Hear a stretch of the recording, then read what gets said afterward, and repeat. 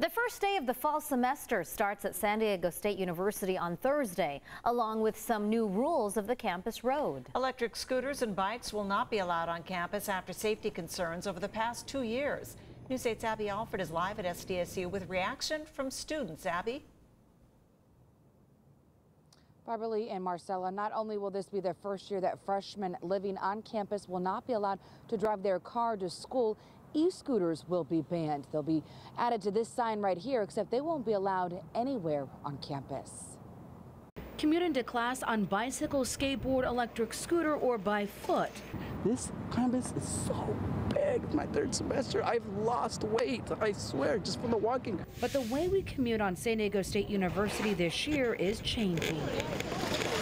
There's definitely a safety issue with them. SDSU's Senate approved the e-scooter and bike ban after a study done by the college's Parking and Transportation Services.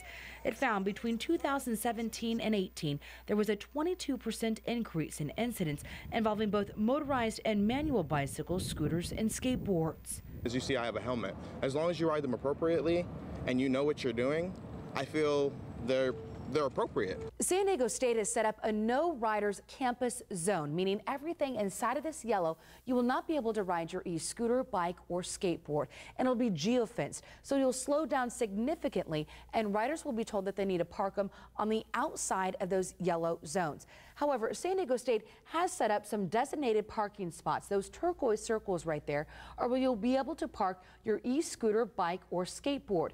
Now, you will be able to ride your non-motorized vehicles, such as your regular bicycle, and that's highlighted in red right there down East Campus Drive, as well as on Aztec Walk and Campanile Mall.